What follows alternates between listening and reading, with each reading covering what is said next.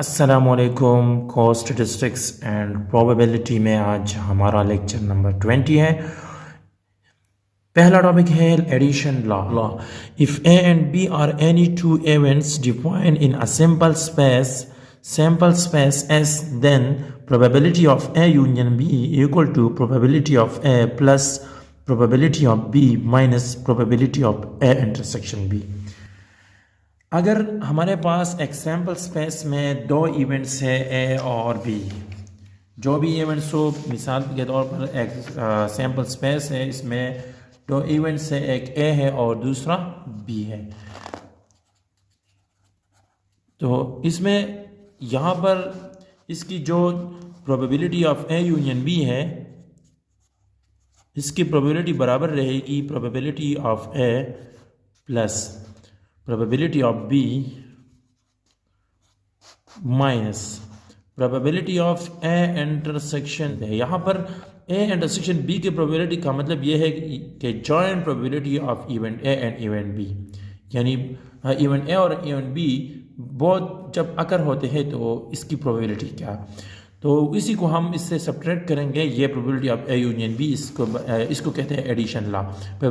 ये रहेगा probability of A union B equal to probability of A plus probability of B minus the joint probability of A and B. Example में यहाँ बताया है कि if one card is selected at random from a deck of 52 playing cards, what is the probability that the card is a club or face card और both. अगर randomly एक card को select किया जा रहा है 52 प्लेइंग कार्ड्स में से, तो what is the probability that the card is a club और अ फेस।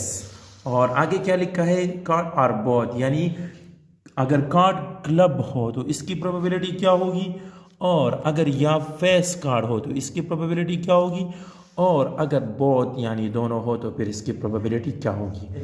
अगर कार्ड क्लब हो तो इसकी प्रोबेबिलिटी क्या होगी, और अगर फेस हो तो इसकी प्रोबेबिलिटी क्या होगी, और अगर बोथ यानी क्लब और फेस दोनों हो तो फिर इसकी प्रोबेबिलिटी क्या होगी। तो यहाँ में एडिशन लॉ रिक्वायर्ड होगा। यहाँ पर क्लब को मैं फॉर एग्जांपल इसको मैं ए से रिप्रेजेंट कर रहा हूँ और फेस कार्ड को बी से, और यही लिखा है कि A represent the event card is selected in a club, B is the event that the card is selected as a face card, and और ए इंटरसेक्शन बी क्या है, the events that the card is selected as both club and a face card. तो यहाँ पर A intersection B represent both जब both आकर होते हैं, और क्लब को रिप्रेजेंट किया जा रहा है ए पर और फेस कार्ड को बी पर। नेक्स्ट नोट कर लें, उन्होंने सबसे पहले तो ए की प्रोबेबिलिटी क्या होगी। देखिए यहाँ पर 13 आउट ऑफ 52 लिखा है, क्यों कि हमारे पास 13 क्लब्स होते हैं। 52 में से क्लब्स कितने होते हैं, 13 होते हैं। फिर इस तरह बी को हमने फेस के लिए रिप्रेजेंट किया था, और फेस कार्ड 52 में से 12 होते हैं, तो इसकी प्रोबेबिलिटी 12 आउट ऑफ 52 हो गई। As there are 12 faces cards, तो फेसिस कार्ड कितने होते हैं, 12 होते हैं। अब इसके बाद probability of A intersection B, यानी इसकी जॉइंट प्रोबेबिलिटी। देखिए 3 of clubs are also face card के, 3 क्लब्स कार्ड जो है ना वो फेस कार्ड भी होते हैं। तो ये अब दोनों की जो जॉइंट प्रोबेबिलिटी होगी वो क्या होगी, वो 52 में से सिर्फ 3 ऐसे कार्ड होते हैं जो फेस भी होते हैं और यानी क्लब्स भी होते हैं। तो यहाँ पर 3 आउट ऑफ 52 इसी प्रोबेबिलिटी ऑफ इंटरसेक्शन भी हो गई। अब इसी में जो हमारी एडिशन लॉ है, इसमें इसकी वैल्यू फुट कर ले तो प्रोबेबिलिटी ऑफ ए की वैल्यू है 13 आउट ऑफ 52। इसी तरह प्रोबेबिलिटी ऑफ बी की वैल्यू है 12 आउट ऑफ 52, इस तरह 13 और ये हो गया 12। फिर नेक्स्ट 12 आउट ऑफ 52 ये है बी की प्रोबेबिलिटी, और minus joint probability of intersection B क्या थी, joint probability of intersection B थी 3 आउट ऑफ 52, या इसे सब्ट्रैक्ट किया। इसको फर्दर आप सॉल्व कर लें, या इसी तरह इसकी एडिशन और इन दोनों की एडिशन, और फिर इससे ये 3 आउट ऑफ 52 सब्ट्रैक्ट कर ले, आपको जो रिजल्ट मिलेगी वो 22 आउट ऑफ 52।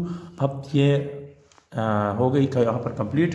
तो ये थी एडिशन लॉ की एक एग्जांपल। जब कोरोलरी 1 में लिखा है if A and B are mutually exclusive events, अगर ए और बी म्यूचुअली एक्सक्लूसिव इवेंट्स हो, मिसाल के तौर पर म्यूचुअली एक्सक्लूसिव इवेंट का मतलब यह है कि जब ए अकर हो तो बी अकर नहीं हो सकता, और जब बी हो तो ए अकर, यानी बहुत ही सिंपल मैं बताऊं कि इसमें कोई कॉमन ना हो, आसानी।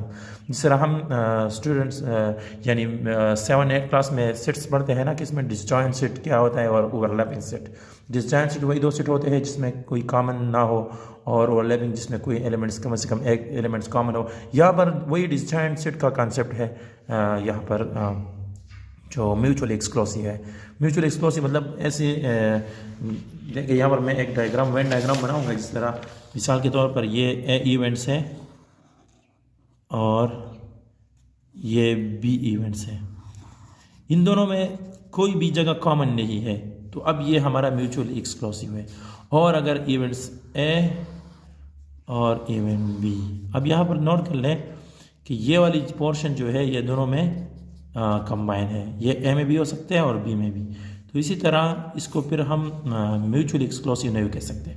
तो अगर यहाँ पर करोलरी में लिखा है कि अगर ए और बी म्यूचुअली एक्सक्लूसिव हो तो फिर इसके क्या होगा, ये होगा कि probability of A and B will be equal to probability of A plus probability of B. फिर वही जो माइनस जॉइंट प्रोबेबिलिटी हो कि जो सब्ट्रैक्शन हो ना, इसकी फिर कोई ज़रूरत नहीं पड़ी, क्योंकि इसमें जो कोई कॉमन है ही नहीं। क्योंकि जब डिसजॉइंट सेट होते हैं हम इसकी फिर इंटरसेक्शन लेते हैं तो इसकी रिजल्ट क्या बनता है। मिसाल के तौर पर एक सेट है 1 2 3 यानी 1 2 है, और बी सेट है ए बी है, तो अब इसमें कोई कॉमन एलिमेंट्स है ही नहीं। इसके इंटरसेक्शन क्या बनेगी, ए इंटरसेक्शन बी। अगर ये ए लेटर सपोज ये बी है तो इंटरसेक्शन बी क्या बनेगी, खाली सी एम्प्टी सेट बनेगी। तो यहाँ पर इसी तरह म्यूचुअली एक्सक्लूसिव में फिर यहाँ probability of A intersection B की सब्ट्रैक्ट करने की कोई ज़रूरत नहीं। अगर आपसे क्वेश्चन में इस तरह ये एमसीक्यूज़ में बहुत ज़्यादा मैंने देखे हैं स्टेट 301 की पेपर में कि if A and B are mutually exclusive events then फिर ऑप्शन देते हैं कि probability of A and B ये लिखा जाता है और फिर इक्वल टू के बाद फिर ब्लैंक्स डैश होता है यहाँ पर, और probability of A and B equal to फिर डैश होता है। तो हमें हमारे जहन में यही लॉ होती है, हम बताते हैं बस इसमें यही ढूंढते हैं कि ये वाला ऑप्शन ठीक है। लेकिन जब म्यूचुअल एक्सक्लूसिव की बात आ जाए तो फिर आप इसी टर्म को आप फिर इग्नोर कर लें, सिर्फ only probability of A plus probability of B.